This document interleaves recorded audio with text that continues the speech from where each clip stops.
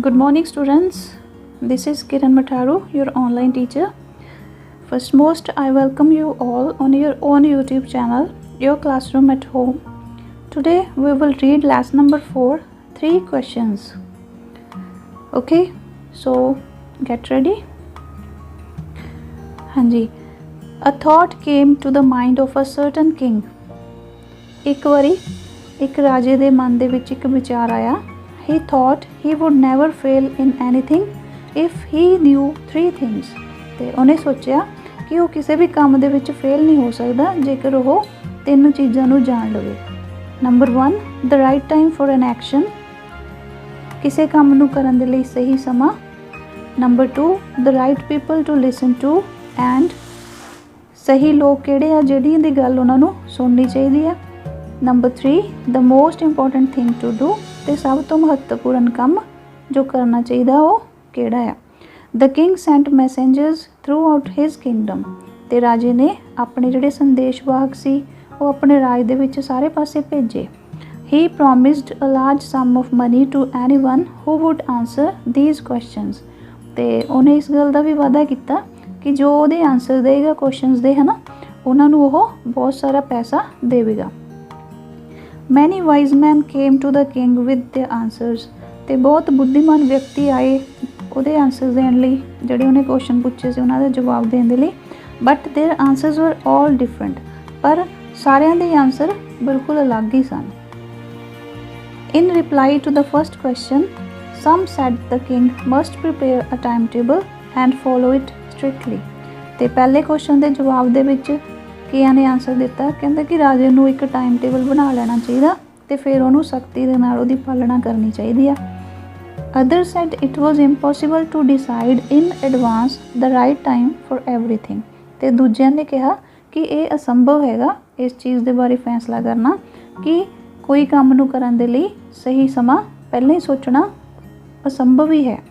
Therefore, the king should notice everything and do whatever seemed necessary at that particular time. ਤੇ ਇਸ ਲਈ ਰਾਜੇ ਨੂੰ ਜੋ ਵੀ ਉਹਨੂੰ ਉਸ ਸਮੇਂ ਠੀਕ ਲੱਗੇ ਹੈ ਨਾ ਉਸ ਸਮੇਂ ਉਹੀ ਕਰ ਲੈਣਾ ਚਾਹੀਦਾ. Yet others said the king should have a council of wise men to tell him the right time for every action. ਤੇ ਦੂਸਰਿਆਂ ਨੇ ਕਿਹਾ ਹੋਰ ਜਿਹੜੇ ਲੋਕ ਆਏ ਉਹਨਾਂ ਨੇ ਕਿਹਾ ਕਹਿੰਦੇ ਕਿ ਰਾਜੇ ਨੂੰ ਇੱਕ ਸੰਮਤੀ ਬਣਾ ਲੈਣੀ ਚਾਹੀਦੀ ਹੈ ਬੁੱਧੀਮਾਨ ਲੋਕਾਂ ਦੀ, ਠੀਕ ਹੈ, ਜਿਹੜੀ ਕਿ ਉਹਨੂੰ ਇਹ ਦੱਸੇ ਕਿ ਕੋਈ ਕੰਮ ਜਿਹੜਾ ਉਹਨੂੰ ਕਰਨ ਲਈ ਸਹੀ ਸਮਾਂ ਕਿਹੜਾ ਹੋਵੇਗਾ. Some others said the king must have magician. ਤੇ ਕਈ ਦੂਸਰੇ ਸੀ ਉਹਨਾਂ ਨੇ ਕਿਹਾ ਕਹਿੰਦਾ ਕਿ ਰਾਜੇ ਨੂੰ ਜ਼ਰੂਰ ਜਾਦੂਗਰ ਰੱਖ ਲੈਣੇ ਚਾਹੀਦੇ ਆ. Only magician could look into the future and tell the right time for an action. ਤੇ ਸਿਰਫ ਜਾਦੂਗਰ ਹੀ ਦੱਸ ਸਕਦੇ ਆ, ਫਿਊਚਰ ਨੂੰ ਦੇਖ ਸਕਦੇ ਆ ਕਿ ਭਵਿੱਖ ਦੇ ਵਿੱਚ ਕਿਹੜਾ ਕੰਮ ਸਹੀ ਟਾਈਮ 'ਤੇ ਕਿਸ ਤਰ੍ਹਾਂ ਹੋ ਸਕਦਾ. Equally different were the answers to the second question. ਤੇ ਦੂਸਰੇ ਕੁਐਸਚਨਸ ਦੇ ਆਨਸਰ ਵੀ ਇਸੇ ਤਰ੍ਹਾਂ ਹੀ ਦਿੱਤੇ ਹੈ ਨਾ, ਉਸੇ ਤਰ੍ਹਾਂ ਦੇ ਆਨਸਰ ਸੈਕਿੰਡ ਕੁਐਸਚਨ ਦੇ ਦਿੱਤੇ ਗਏ. Some said the right people for a king to listen to were his advisors. ਤੇ ਕੁਝ ਲੋਕਾਂ ਨੇ ਕਿਹਾ ਕਹਿੰਦਾ ਕਿ ਸਹੀ ਲੋਕ ਜਿਨ੍ਹਾਂ ਦੀ ਗੱਲ ਰਾਜੇ ਨੂੰ ਸੁਣਨੀ ਚਾਹੀਦੀ ਆ ਉਹ ਉਹਦੇ ਸਲਾਹਕਾਰ ਹੀ ਹੈਗੇ ਆ.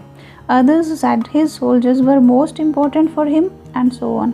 ਤੇ ਦੂਜਿਆਂ ਨੇ ਕਿਹਾ ਕਹਿੰਦਾ ਕਿ ਰਾਜੇ ਦੇ ਲਈ ਸਭ ਤੋਂ ਮਹੱਤਵਪੂਰਨ ਲੋਕ ਉਹਦੇ ਸੈਨਿਕ ਹੀ ਆ, ਠੀਕ ਹੈ. ਇਸੇ ਤਰ੍ਹਾਂ ਅਲੱਗ-ਅਲੱਗ ਆਨਸਰਸ ਸੈਕਿੰਡ ਕੁਐਸਚਨ ਦੇ ਵੀ ਦਿੱਤੇ ਗਏ.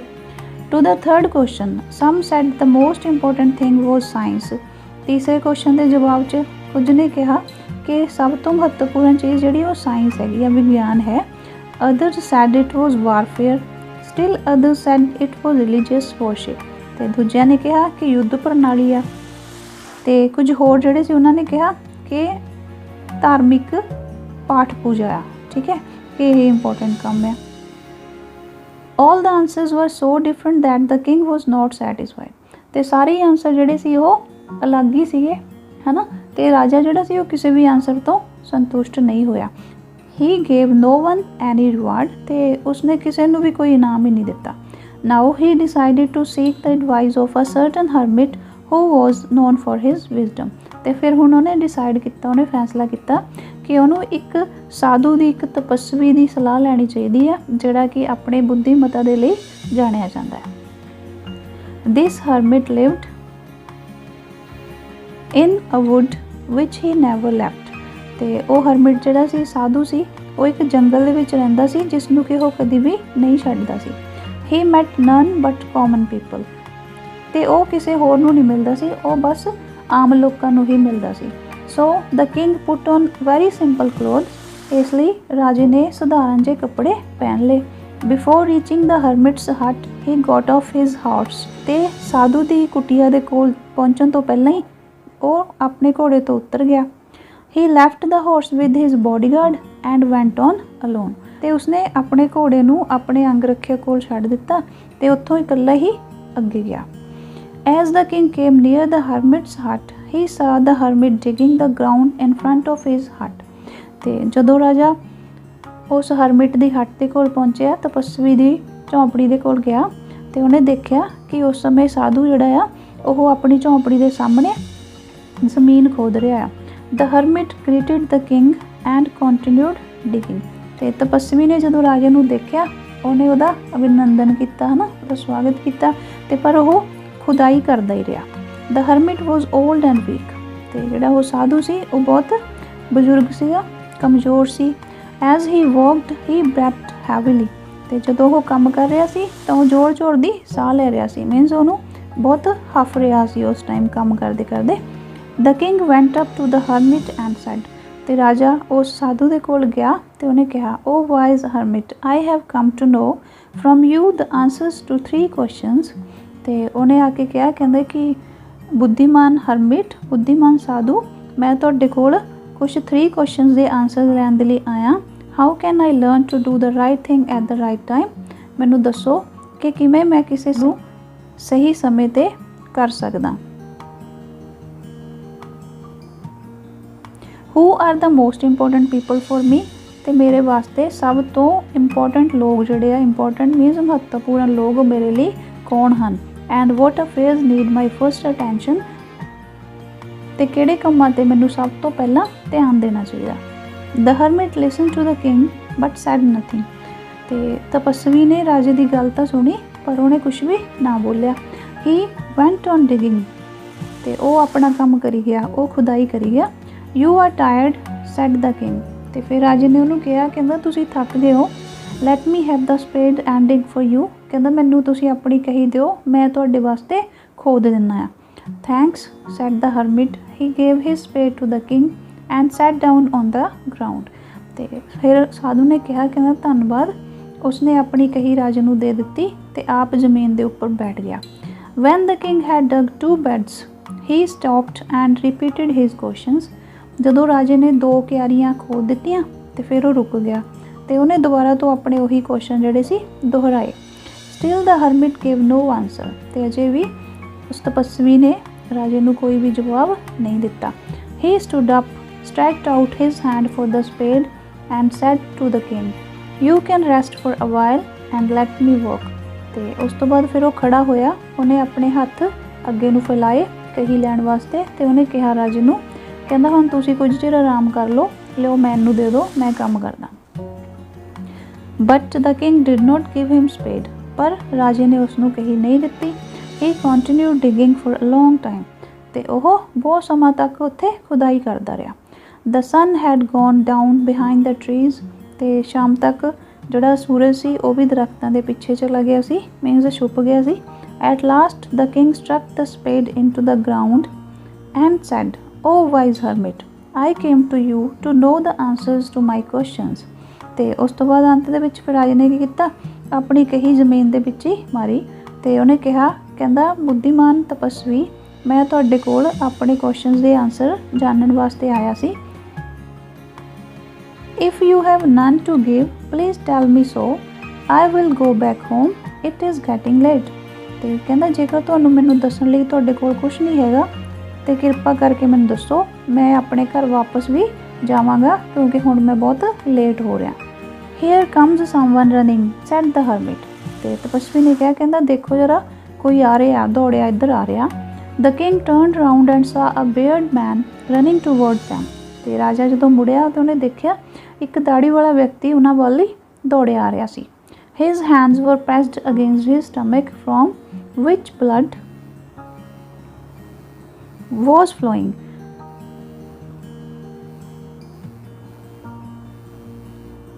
ਤੇ ਉਸਨੇ ਆਪਣੇ ਹੱਥ ਆਪਣੇ ਪੇਟ ਦੇ ਉੱਪਰ ਰੱਖੇ ਹੋਏ ਸੀ ठीक है, अपने हत्थां नाल अपने पेट नूं दबाया होया सीगा जिहदे विचों खून निकल रहा सी। आ पिक्चर्स देखो, हट बनी हुई आ, ठीक है। इधरली साइड ते जिहड़े हरमिट है वो बैठे हुए आ ते किंग स्पेड लैके अपना जिहड़ी क्यारियां आ उहनूं खोद रिहा ते उधरली साइड तो एक बेयर्ड मैन जिहड़ा आ दाड़ी वाला व्यक्ति दौड़े आ रहा, उन्हें अपने हत्थ जिहड़े आ पेट दे उपर रखे हुए आ, दबाया होया उहनूं, ठीक है, ते उहदे चों ब्लड निकल रहा, ठीक है। When he reached the king, he fainted and fell to the ground। ते जदों ही वो राजे दे कोल पहुंचया वो बेहोश हो गया ते ज़मीन दे उपर डिग गया। The king and the hermit removed the man's clothing and found a large wound in his stomach। राजे ने ते तपस्वी ने उस आदमी दे कपड़े उतारे ते देखा कि उहदे पेट दे उपर एक बहुत बड़ा जख्म होया है। The king washed and covered the wound with his handkerchief, but the blood would not stop flowing। ਤੇ ਰਾਜੇ ਨੇ ਕੀ ਕੀਤਾ, ਉਹਦੇ ਜਿਹੜੇ ਜ਼ਖਮ ਸੀਗੇ ਉਹਨੂੰ ਸਾਫ਼ ਕੀਤਾ ਤੇ ਉਹਨੂੰ ਆਪਣੇ ਰੁਮਾਲ ਦੇ ਨਾਲ ਢੱਕ ਦਿੱਤਾ, ਪਰ ਅਜੇ ਵੀ ਖੂਨ ਜਿਹੜਾ ਸੀ ਉਹ ਰੁਕ ਨਹੀਂ ਸੀ ਰਿਹਾ। The king dressed the wound again and again। ਤੇ ਰਾਜੇ ਨੇ ਉਸ ਜ਼ਖਮ ਦੇ ਉੱਤੇ ਉਹਦੇ ਤੇ ਦੁਬਾਰਾ ਫਿਰ ਪੱਟੀਆਂ ਕੀਤੀਆਂ। At last the bleeding stopped। ਤੇ ਫਿਰ ਅੰਤ 'ਚ ਜਿਹੜਾ ਖੂਨ ਸੀ ਉਹ ਵਗਣਾ ਬੰਦ ਹੋ ਗਿਆ। The man felt better and asked for something to drink। ਤੇ ਹੁਣ ਉਸ ਆਦਮੀ ਨੂੰ ਥੋੜਾ सही महसूस किया अपने आप नूं ते उन्हें कुछ पीण दे लई मंगिया। The king brought fresh water and gave it to him. राजा उहदे वास्ते ताज़ा पानी लियाया ते उहनूं पीण दे लई दे दिता। By this time the sun had set and the air was cool. हुण इस समय तक सूरज जिहड़ा सी ओह छिप गया सी ते हवा जिहड़ी सी ओह ठंडी हो गई सी। The king and the hermit carried the wounded man into the hut and laid him on the bed. राजे ने ते साधु ने उस जख्मी आदमी नूं चुक्या ते ओह अंदर झोंपड़ी विच लै गए ते उत्थे बैड दे उपर उसनूं लिटा दिता। The man closed his eyes and ले क्वाइट। ते उस आदमी ने अपनी अखां बंद कर लियां ते आराम नाल उत्थे लेट गया। The king was feeling tired by the day's digging. राजा भी अपने आप नूं सारे दिन दी खुदाई तो बाद थक्या महसूस कर रहा सी। He lay down on the floor and slept all night. ते ओह भी ज़मीन दे उत्ते फर्श दे उत्ते लेट गया ते सारी रात सुत्ता रहा।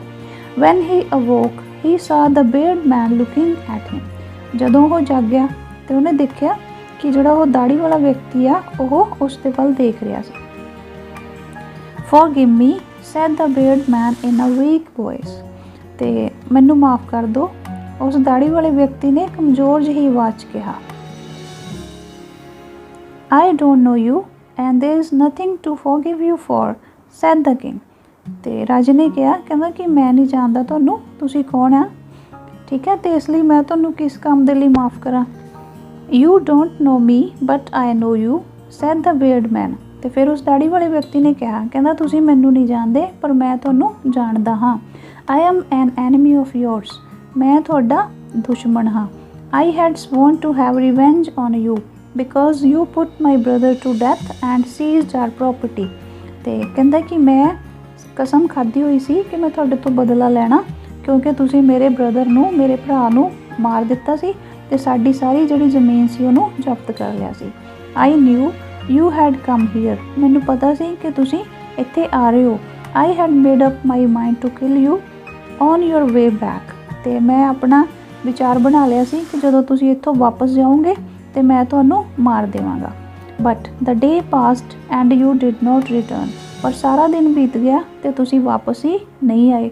Van I came out of my hiding place your bodyguard recognised me and wounded me. तो कहता कि जदों मैं अपने लुकी हुई जगह चों बाहर निकलिया तो तुहाडे अंग रक्षक ने मैनू पहचान लिया तो मैनू जख्मी कर दिता। आई escaped from him but I would have died if you had not dressed my wounds. तो मैं उस तो बच के निकल आया पर मैं मर जाना सी जेकर तुसी मेरियां जख्मां दे उपर पट्टियां ना कर दे। I wished to kill you but you have saved my life. मैं तुहानूं मारन दा सोचिया सी पर तुसी मैनू बचाया, तुसी मेरी जान बचाई है। Now if I live I will serve you as your most faithful servant please forgive me. ते हुण जिन्ना चिर भी मैं जीवांगा मैं तुहाडे सब तो वफादार नौकर दे रूप विच तुहाडी सेवा करांगा, कृपा करके मैनू माफ़ कर दो। The king was very happy to have won an enemy so easily as a friend. तो राजा हुण बहुत खुश होया कि उन्हें अपने दुश्मन नूं बड़ी आसानी दे नाल दोस्त बना लिया। He forgave him and said that he would send his own doctor to look after him। ਤੇ ਉਸਨੇ ਉਸਨੂੰ ਮਾफ़ ਕਰ ਦਿੱਤਾ ਤੇ ਕਿਹਾ ਕਿ ਉਹ ਆਪਣੇ ਡਾਕਟਰ ਨੂੰ ਉਸਦੀ ਦੇਖਭਾਲ ਕਰਨ ਦੇ ਲਈ ਭੇਜੇਗਾ। He also promised to give him back his property। ਤੇ ਉਸਨੇ ਇਹ ਵੀ ਵਾਅਦਾ ਕੀਤਾ ਕਿ ਉਹ ਉਸਦੀ ਜਿਹੜੀ ਜਾਇਦਾਦ ਆ ਉਹ ਵੀ ਵਾਪਸ ਕਰ ਦੇਵੇਗਾ। Leaving the wounded man, the king went out of the hut। ਤੇ ਉਸ ਵਿਅਕਤੀ ਨੂੰ ਜ਼ਖਮੀ ਵਿਅਕਤੀ ਨੂੰ ਛੱਡ ਕੇ ਰਾਜਾ ਜਿਹੜਾ ਸੀ ਹੱਟ ਦੇ ਵਿੱਚੋਂ ਬਾਹਰ ਆ ਗਿਆ। He looked round for the hermit। ਤੇ ਉਹਨੇ ਸਾਰੇ ਪਾਸੇ ਉਸ ਤਪਸਵੀ ਨੂੰ ਲੱਭਿਆ। Before going back he wished once more to ask the hermit for answers to his question। ਵਾਪਸ ਜਾਣ ਤੋਂ ਪਹਿਲਾਂ ਉਹਨੇ ਸੋਚਿਆ ਕਿ ਇੱਕ ਵਾਰੀ ਮੈਂ ਦੁਬਾਰਾ ਤੋਂ ਸਾਧੂ ਤੋਂ ਆਪਣੇ ਕੁਐਸਚਨਸ ਦੇ ਆਨਸਰ ਬਾਰੇ ਪੁੱਛਾਂਗਾ। The hermit was sowing seeds in the beds that had been dug the day before। ਤੇ ਉਸ ਸਮੇਂ ਜਿਹੜਾ ਸਾਧੂ ਸੀ ਜਿਹੜੀਆਂ ਇੱਕ ਦਿਨ ਪਹਿਲਾਂ ਕਿਆਰੀਆਂ ਖੋਦੀਆਂ ਗਈਆਂ ਸੀ ਉਹਨਾਂ ਦੇ ਵਿੱਚ ਬੀਜ ਰਿਹਾ ਸੀ। The king went up to the hermit and said, "O wise hermit, for the last time I beg you to answer my questions। ਤੇ ਰਾਜਾ ਫਿਰ ਉਹਦੇ ਕੋਲ ਗਿਆ ਤੇ ਉਹਨੂੰ ਕਿਹਾ, ਕਹਿੰਦਾ ਕਿ ਬੁੱਧੀਮਾਨ ਤਪਸਵੀ, ਲਾਸਟ ਟਾਈਮ ਹੁਣ ਮੈਂ ਆਖਰੀ ਵਾਰੀ ਤੁਹਾਡੇ ਤੋਂ ਆਪਣੇ ਕੁਐਸਚਨਸ ਦੇ ਆਨਸਰਸ ਪੁੱਛ ਰਿਹਾ ਹਾਂ। Your questions have already been answered said the hermit। ਤੇ ਤਪਸਵੀ ਨੇ ਕਿਹਾ ਕਿ ਤੁਹਾਡੇ ਕੁਐਸਚਨਸ ਦਾ ਤੁਹਾਡੇ ਪ੍ਰਸ਼ਨਾਂ ਦਾ ਪਹਿਲਾਂ ਹੀ ਜਵਾਬ ਦੇ ਦਿੱਤਾ ਗਿਆ ਹੈ। Have been answered? What do you mean? said the king। Answer ਕਹਿੰਦਾ ਕੀ ਆਨਸਰ ਦੇ ਦਿੱਤਾ ਗਿਆ, ਜਵਾਬ ਤੁਸੀਂ ਮੈਨੂੰ ਦੇ ਦਿੱਤਾ ਉਹਨਾਂ ਦਾ, ਕਹਿੰਦਾ ਤੁਹਾਡਾ ਕੀ ਮਤਲਬ। Yes, look here, replied the hermit, if you had not helped me yesterday and had not dug these beds for me, you would have gone away। ਤੇ ਉਹਨਾਂ ਨੇ ਆਨਸਰ ਦਿੱਤਾ, ਹਰਮਿਟ ਨੇ, ਸਾਧੂ ਨੇ ਆਨਸਰ ਦਿੱਤਾ, ਕਹਿੰਦਾ ਦੇਖੋ ਜੇਕਰ ਤੁਸੀਂ ਮੇਰੀ ਗੱਲ ਮਦਦ ਨਾ ਕਰਦੇ, ਤੁਸੀਂ ਮੇਰੇ ਵਾਸਤੇ ਕਿਆਰੀਆਂ ਨਾ ਖੋਦਦੇ ਤੇ ਤੁਸੀਂ ਵਾਪਸ ਚਲੇ ਜਾਣਾ ਸੀ। ਤੇ ਫਿਰ then that man would have attacked you। ਤੇ ਫਿਰ ਉਹੀ ਵਿਅਕਤੀ ਤੁਹਾਡੇ ਤੇ ਹਮਲਾ ਕਰਦਾ। then you would have wished you had stayed here with me। ਤਾਂ ਫਿਰ ਤੁਸੀਂ ਇਹ ਸੋਚਦੇ ਕਿ ਮੈਂ ਤੁਹਾਡੇ ਕੋਲ ਹੀ ਰੁਕ ਜਾਂਦਾ। so the most important time was when you were helping me and digging the beds for me। ਇਸ ਲਈ ਸਭ ਤੋਂ ਮਹੱਤਵਪੂਰਨ ਟਾਈਮ ਉਹ ਸੀ ਜਦੋਂ ਤੁਸੀਂ ਮੇਰੀ ਮਦਦ ਕੀਤੀ ਸੀ, ਮੇਰੇ ਵਾਸਤੇ ਕਿਆਰੀਆਂ ਖੋਦ ਰਹੇ ਸੀ। And I was the most important man at that time. ਅਤੇ ਮੈਂ ਹੀ ਉਸ ਸਮੇਂ ਤੁਹਾਡੇ ਵਾਸਤੇ ਸਭ ਤੋਂ ਮਹੱਤਵਪੂਰਨ ਵਿਅਕਤੀ ਸੀ। To do me good was your most important business. ਅਤੇ ਮੇਰੇ ਵਾਸਤੇ ਮੇਰੇ ਲਈ ਸਹੀ ਕੰਮ ਕਰਨਾ, ਮੇਰੀ ਭਲਾਈ ਕਰਨਾ ਹੀ ਤੁਹਾਡਾ ਸਭ ਤੋਂ ਮਹੱਤਵਪੂਰਨ ਕੰਮ ਸੀ। Later when the man came running to us, the most important time was when you were nursing him। ਤੇ ਉਸ ਤੋਂ ਬਾਅਦ ਜਦੋਂ ਉਹ ਵਿਅਕਤੀ ਆਪਣੇ ਵੱਲ ਦੌੜਿਆ ਆ ਰਿਹਾ ਸੀ ਤੇ ਸਭ ਤੋਂ ਮਹੱਤਵਪੂਰਨ ਸਮਾਂ ਉਹ ਸੀ ਜਦੋਂ ਤੁਸੀਂ ਉਸ ਦੀ ਦੇਖਭਾਲ ਕੀਤੀ। If you had not dressed his wounds, he would have died। ਜੇਕਰ ਤੁਸੀਂ ਉਹਦੇ ਪੱਟੀਆਂ ਨਾ ਕਰਦੇ ਉਹਦੇ ਜ਼ਖਮਾਂ ਤੇ ਤਾਂ ਉਹ ਵੀ ਮਰ ਜਾਂਦਾ। You could not have won him as a friend। ਤੇ ਤੁਸੀਂ ਉਸ ਨੂੰ ਇੱਕ ਦੋਸਤ ਦੇ ਰੂਪ ਵਿੱਚ ਨਹੀਂ ਜਿੱਤ ਸਕਦੇ ਸੀ। So he was the most important person at that time. ਅਤੇ ਉਸ ਸਮੇਂ ਉਹੀ ਵਿਅਕਤੀ ਤੁਹਾਡੇ ਵਾਸਤੇ ਸਭ ਤੋਂ ਮਹੱਤਵਪੂਰਨ ਸੀ। What you did for him was your most important business. ਅਤੇ ਉਸ ਵਿਅਕਤੀ ਦੇ ਲਈ ਤੁਸੀਂ ਜੋ ਵੀ ਕੀਤਾ ਉਹੀ ਤੁਹਾਡਾ ਉਸ ਸਮੇਂ ਸਭ ਤੋਂ ਮਹੱਤਵਪੂਰਨ ਕੰਮ ਸੀ। Remember then there is only one time that is important, that time is now. ਕਹਿੰਦਾ ਇਸ ਗੱਲ ਨੂੰ ਯਾਦ ਰੱਖਿਓ ਕਿ ਉਹੀ ਸਮਾਂ ਸਭ ਤੋਂ ਵੱਧ ਮਹੱਤਵਪੂਰਨ ਹੈ ਜਿਹੜਾ ਕਿ ਹੁਣ ਹੈ। It is the most important time because it is only now when we have any power to act. ਇਹੀ ਸਮਾਂ ਸਭ ਤੋਂ ਮਹੱਤਵਪੂਰਨ ਹੈ ਕਿਉਂਕਿ ਇਹ ਸਮਾਂ ਹੁਣ ਹੈ ਜਦੋਂ ਆਪਣੇ ਕੋਲ ਕਿਸੇ ਕੰਮ ਨੂੰ ਕਰਨ ਦੀ ਸ਼ਕਤੀ ਹੁੰਦੀ ਹੈ। The most important person is one with whom you are at a particular moment। ਤੇ ਸਭ ਤੋਂ ਮਹੱਤਵਪੂਰਨ ਵਿਅਕਤੀ ਉਹ ਹੈ ਜਿਹੜਾ ਉਸ ਸਮੇਂ ਤੁਹਾਡੇ ਕੋਲ ਹੈ। You never know what will happen in the future। ਤੇ ਤੁਸੀਂ ਕਦੀ ਨਹੀਂ ਜਾਣ ਸਕਦੇ ਕਿ ਭਵਿੱਖ ਵਿੱਚ ਕੀ ਹੋਵੇਗਾ। You don't know whether you will ever meet that man again or not। ਤੇ ਤੁਸੀਂ ਨਹੀਂ ਜਾਣਦੇ ਕਿ ਉਸ ਵਿਅਕਤੀ ਨੂੰ ਤੁਸੀਂ ਕਦੀ ਦੁਬਾਰਾ ਮਿਲੋਗੇ ਜਾਂ ਨਹੀਂ। Thus the most important business is to do that person good। ਤੇ ਇਸ ਲਈ ਸਭ ਤੋਂ ਮਹੱਤਵਪੂਰਨ ਕੰਮ ਤੁਹਾਡੇ ਲਈ ਉਸ ਪਰਸਨ ਦੇ ਲਈ ਚੰਗਾ ਕੰਮ ਕਰਨਾ ਹੈ ਉਹਦੀ ਭਲਾਈ ਕਰਨਾ ਹੈ। And for this purpose alone was man sent into this world. ਅਤੇ ਸਿਰਫ ਇਸੇ ਕੰਮ ਦੇ ਲਈ ਹੀ ਪਰਮਾਤਮਾ ਨੇ ਇਨਸਾਨ ਨੂੰ ਇਸ ਦੁਨੀਆ 'ਤੇ ਭੇਜਿਆ ਹੈ। ਠੀਕ ਹੈ, ਸੋ ਇਹ ਸੀ ਸਟੋਰੀ, ਬਹੁਤ ਵਧੀਆ ਸਟੋਰੀ ਸੀ। ਠੀਕ ਹੈ, ਸੋ ਇਹਨੂੰ ਰੀਡ ਆਊਟ ਕਰ ਲਿਓ, ਡਿਫੀਕਲਟ ਵਰਡਸ ਨੋਟ ਕਰ ਲਿਓ, ਪੰਜਾਬੀ ਜਿਹੜੀ ਇਹਦੀ ਉਹ ਮੀਨਿੰਗਸ ਦੀ ਲਿਖ ਲਿਓ। ਠੀਕ ਹੈ, ਅਤੇ ਇਹਨੂੰ ਆਪਣੇ ਲੈਵਲ 'ਤੇ ਇੱਕ ਵਾਰੀ ਪੜ੍ਹ ਕੇ ਦੇਖ ਲਓ। ਅਤੇ ਨੈਕਸਟ ਵੀਡੀਓ ਲੈਸਨ 'ਚ ਆਪਾਂ ਇਸ ਚੈਪਟਰ ਦੇ ਬੁੱਕ ਐਕਸਰਸਾਈਜ਼ ਕਰਾਂਗੇ। ਅਤੇ ਇਸ ਤੋਂ ਪਹਿਲਾਂ ਆਪਣੇ ਬਾਕੀ ਦੇ ਸਾਰੇ ਚੈਪਟਰਸ ਦੀ ਵੀਡੀਓ ਲੈਸਨ ਆਲਰੇਡੀ ਕੰਪਲੀਟ ਹੋ ਚੁੱਕੇ ਆ, ਅਤੇ ਜਿਹੜੇ ਸਟੂਡੈਂਟਸ ਨੇ ਨਹੀਂ ਦੇਖੇ ਉਹ ਉੱਥੋਂ ਦੇਖ ਲਓ। ਅਤੇ ਜੇ ਤੁਹਾਨੂੰ ਵਧੀਆ ਲੱਗਦੇ ਆ ਤਾਂ ਤੁਸੀਂ ਆਪਣੇ ਫਰੈਂਡਸ ਦੇ ਨਾਲ ਵੀ ਇਹਨਾਂ ਨੂੰ ਸ਼ੇਅਰ ਕਰੋ। ਠੀਕ ਹੈ, ਰਿਵਾਈਜ਼ ਕਰ ਲਓ। ਜੇ ਕੋਈ ਚੈਪਟਰ ਕਲੀਅਰ ਨਹੀਂ ਹੋ ਰਿਹਾ ਉਹਨੂੰ ਦੁਬਾਰਾ ਤੋਂ ਦੇਖ ਲਓ, ਕਿਉਂਕਿ ਇਹ ਸਾਰੇ ਚੈਪਟਰ ਤੁਹਾਡੇ ਫਾਈਨਲ ਐਗਜ਼ਾਮ ਦੇ ਵਿੱਚ ਵੀ ਆਉਣੇ ਆ। ਅਤੇ ਹੁਣ ਤੁਸੀਂ ਬਾਈ ਮੰਥਲੀ ਐਗਜ਼ਾਮ ਦੀ ਤਿਆਰੀ ਕਰ ਰਹੇ ਹੋ ਤਾਂ ਤੁਸੀਂ ਪਹਿਲਾਂ ਉਹ ਚੈਪਟਰਸ ਹੀ ਕਰੋ ਜਿਹੜੇ ਤੁਹਾਡੇ ਬਾਈ ਮੰਥਲੀ ਸਿਲੇਬਸ 'ਚ ਹੈਗੇ ਆ। ਅਤੇ ਜਦੋਂ ਤੁਹਾਨੂੰ ਟਾਈਮ ਮਿਲਦਾ ਤਾਂ ਪਹਿਲਾਂ ਵਾਲੇ ਚੈਪਟਰ ਵੀ ਰਿਵੀਜ਼ਨ ਨਾਲ ਨਾਲ ਕਰਦੇ ਜਾਓ। ਠੀਕ ਹੈ, ਕਿਉਂਕਿ ਤੁਹਾਡੇ ਬੋਰਡ ਦੇ ਐਗਜ਼ਾਮ ਫਿਰ ਹੋਣਗੇ ਮਾਰਚ ਦੇ ਵਿੱਚ। Okay students, stay home, stay safe and keep learning. Thank you so much.